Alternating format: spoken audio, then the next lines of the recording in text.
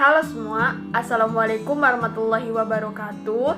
Nama saya Nurul Foisiatunisa, NIM C141847 dari Departemen Budidaya Pertanian Institut Pertanian Bogor. Hari ini, saya akan mencoba menjelaskan beberapa materi praktikum mata kuliah Fisiologi Reproduksi Organisme Akuatik, yaitu dengan beberapa judul. Materi pertama adalah ciri seksual primer dan sekunder pada organisme akuatik, kedua hipofisasi, 3 perkembangan gonad, 4 penyuntikan hormon, dan yang terakhir adalah pengambilan sampel darah. Baiklah teman-teman, selamat menyaksikan. Nah, sekarang kita masuk pada bab 1, yaitu ciri seksual primer dan sekunder pada ikan. Nah, sekarang apa sih perbedaan antara ciri seksual primer dan sekunder yang terdapat pada ikan? Ciri seksual primer pada ikan itu ciri yang berhubungan langsung dengan organ reproduksi si ikan tersebut. Sedangkan ciri sekundernya adalah kita dapat membedakan antara ikan betina dan ikan jantan hanya dengan melihat tubuh dari ikan tersebut. Pada ikan tambakan jantan, ciri seksual primernya adalah memiliki lubang genital terletak di bagian belakang genital papila dan genital berwarna pucat. Sedangkan ciri seksual primer pada ikan betina adalah lubang genital terletak di bagian depan dari genital papila dan genital berwarna kemerahan. Kemudian ciri seksual sekunder pada ikan tambakan jantan adalah tubuh lebih ramping daripada betina. Apabila bagian perut ditekan, akan mengeluarkan cairan sperma berwarna putih pada kondisi matang gonad. Ciri seksual sekunder pada ikan tambakan betina adalah tubuh berbentuk membulat, tubuh lebih gemuk, dan bila diraba terasa lunak pada kondisi matang gonad. Sekarang kita masuk ke bab yang kedua, yaitu tingkat kematangan gonad ikan. Tingkat kematangan gonad ikan adalah perkembangan gonad pada ikan.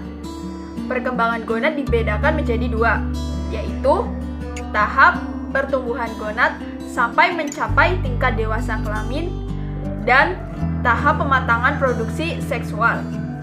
Sedangkan tahap dalam tingkat kematangan gonad sendiri ada 5, yaitu TKG 1 atau immature, TKG 2 developing, TKG 3 maturing, TKG 4 mature, dan TKG 5 atau salin. Dan selanjutnya adalah tentang penyuntikan hormon pada ikan. Penyuntikan hormon pada ikan dilakukan dengan menimbang bobot ikan terlebih dahulu. Penimbangan bobot tubuh bertujuan untuk mengetahui banyaknya dosis hormon yang akan diberikan. Cara mengambil hormon yang ada di botol dapat dilakukan dengan menggunakan siring. Botol yang berisi hormon tersebut dipegang dengan posisi terbalik, bertujuan untuk mencegah adanya pembentukan gelembung pada siring. Kemudian, suntikan siring tersebut untuk mengambil hormonnya. Menarik siring dari botol apabila hormon yang diambil sudah sesuai dosis yang diinginkan. Menghilangkan gelembung yang ada pada siring dapat dilakukan dengan menjentikkan tangan ke siring. Hal ini bermaksud agar gelembung udara menuju ke atas siring. Nah, area penyuntikan hormon ke ikan dilakukan pada tubuh yang berjarak 3-4 dari sirip dorsal. Oke, sekarang kita masuk ke pembahasan tentang pengambilan sampel darah pada ikan. Terdapat 2 cara untuk mengambil sampel darah pada ikan, yaitu dengan menghisap darah dengan pipet kemudian ditarik secara perlahan, dan bisa juga dilakukan menggunakan alat suntik yang disuntikan ke tulang vertebrae yang terdapat pada vena caudali.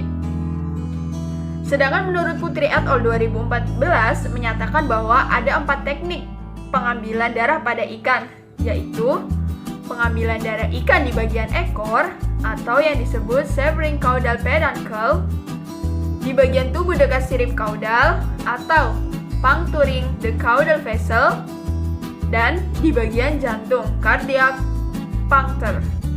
Dan yang terakhir adalah di bagian tubuh dekat sirip dorsal melalui aorta atau puncti aorta. Dan materi yang terakhir adalah tentang hipofisasi ikan. Kelenjar hipofisa atau hormon ovaprim yang disuntikan pada tubuh ikan merupakan salah satu cara untuk memberikan rangsangan dengan cara memanipulasi kondisi yang ada sehingga dapat mempercepat pemijahan pada ikan. Hipofisasi adalah aplikasi hormonal yang dapat dilakukan untuk pemijahan buatan. Hipofisasi dapat dilakukan menggunakan ekstrak kelenjar hipofisa dari jenis ikan yang sama maupun berbeda. Sedangkan kelenjar hipofisa donor dapat berasal dari ikan maupun dari hewan lain seperti ayam boiler.